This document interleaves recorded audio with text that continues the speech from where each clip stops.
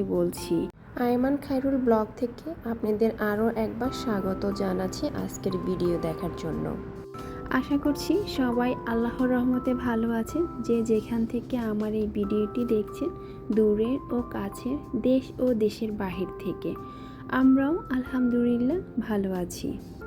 আজ কোনো রান্না নয়, আজ কোনো ঘরের অন্যান্য কাজ নয়, আজ আমি আপনাদের সাথে শেয়ার করব রেন্টার বাসাতে আমি কিভাবে আমার স্মল কিচেনটাকে অর্গানাইজ করি, সেটা আপনাদের সাথে আজ আমি শেয়ার করব। তো এই যে শুরুতেই দেখিয়ে দিলাম যে আমি আমার যে ভেজিটেবল জারটা আছে সেটাকে গুছিয়ে নিয়ে ভেজিটেবলগুলো আমি সেখানে গুছিয়ে রেখে দিলাম। আর এখানে আমার 2টা লেয়ারের আমার যে গ্লাসের যে সেলফটা আছে সেটাকেও আমি সুন্দর করে ক্লিন করে আমার এখানে সেট আপ করে নিলাম। তো দেখতেই থাকুন আমি কিভাবে আমার প্রতিটা জিনিস খুব সুন্দর করে সাজিয়ে গুছিয়ে রাখি।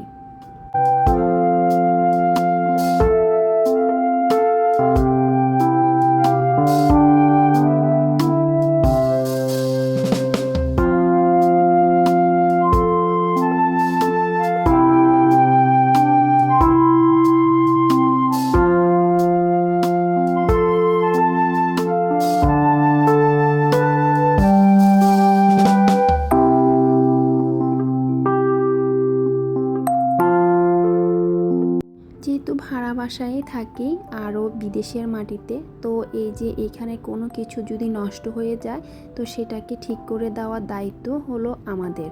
তো খুব সতর্কভাবে আসলে সব কিছু ইউজ করে থাকি। আর এই যে সিঙ্কটার নিচে পানি পড়তো, তো সিঙ্কের নিচেটা আমি মিস্ত্রি এনে এটাকে ঠিক করে নিয়ে নিচে একটা প্লাস্টিক দিয়ে উপরে কাপড় দিয়ে আমি আমার যে পাতিলগুলো আছে সেগুলো আমি রেখে দিব। আর কি পরিমাণ আগে যে পানি পড়তো সেটা তো আপনারা দেখেই নিলেন।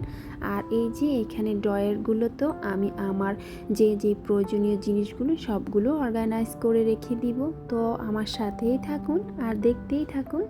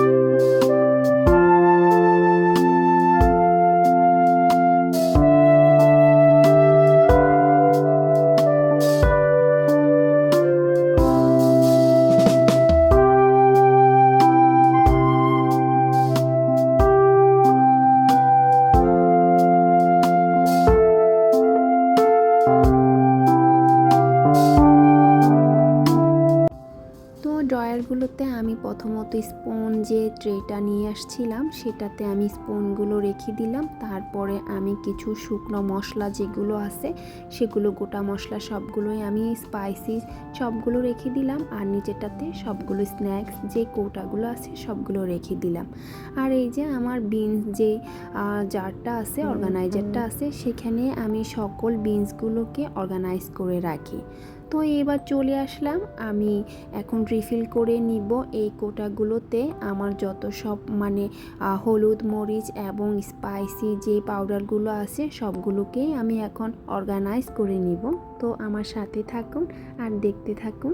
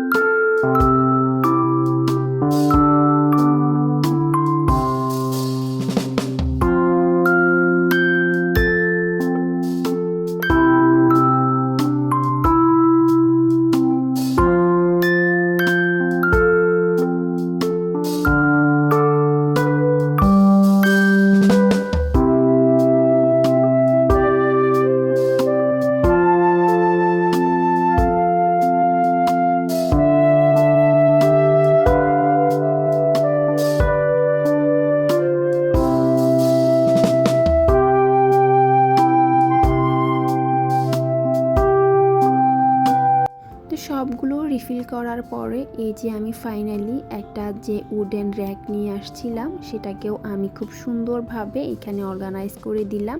কারণ আমার যেই কিচেনটা স্মল কিচেনটা, তো স্মল কিচেনে আসলে একজন গৃহিণীদের সারা দিনে আসলে রান্নাঘরে কেটে যায়। তো রান্নাঘরটা যদি খুব সুন্দরভাবে পরিপাটি না হয় তাহলে আসলে ভালো লাগে না। তাই ছোট স্মল কিচেনটাতে আমি আমার সব প্রয়োজনীয় জিনিসগুলো খুব সুন্দরভাবে রাখার চেষ্টা করেছি। আই হোপ আপনাদের কাছেও ভালো লাগবে। তো ফাইনালি আমি আমার টোটাল যে কিচেনটা সেটাকে আপনাদেরকে একটু দেখিয়ে দিচ্ছি। ভিডিওটি আজকে এই পর্যন্তই। যদি আমার ভিডিওটি ভালো লেগে থাকে আপনাদের কাছে তাহলে অবশ্যই আমার চ্যানেলটি সাবস্ক্রাইব করে আমার পাশে রয়ে যাবেন। সবাই ভালো থাকবেন। পরবর্তী ভিডিও দেখার জন্য সবাইকে আমন্ত্রণ রইল। আল্লাহ হাফেজ। আসসালামু আলাইকুম।